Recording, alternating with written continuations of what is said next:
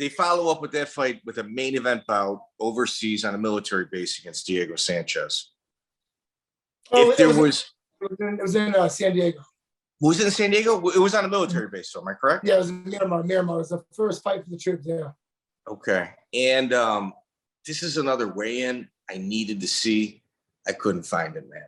Like, I really wish those weigh-ins, those old weigh-ins, were on the Fight Pass, because Diego's nuts, and you're not too far away. Confrontational. There was a shoving match, because he had hit on my wife. Again, we're the main event. Usually in the main event, you have amenities, but we're on a military base, so they have like a Motel 6 on the base, so that's where we fucking stayed.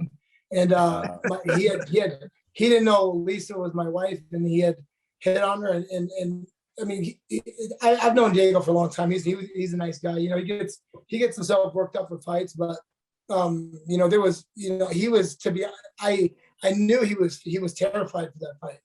I don't know. I could just see it in his eyes, and I wasn't sure. I mean, he ends up fucking. We trade hooks, and I ended up breaking his nose and his orbital, and I stumble back, and he just runs through, and doesn't even mean to knee me in the head, but he does.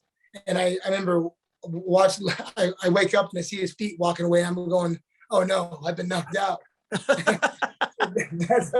I'm like, oh, you shitting me, because I felt great for that fight. I'm thinking I'm gonna knock this motherfucker out. I think I said something like the Titanic captain said, like, God himself couldn't take this shit. I said something really fucking cocky. And then like my stand up is so fucking far beyond his, and then he fucking knocks me out. And then but my suspicions were right, because years later, Greg Jackson was a coach on a Bellator show, and he told me that Diego was he was terrified. And I was like, fuck, why? Well, he was 18-0 at the time, and he hadn't really faced competition of your caliber. It was a big step up for him.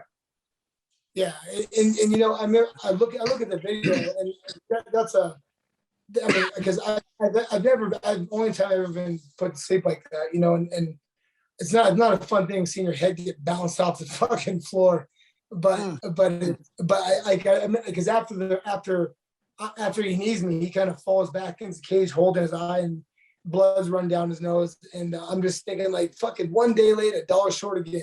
If I didn't stumble back, I would have pieced him up, but that's where the cookie crumbles, and then after that fight, they offered me Anderson Silva.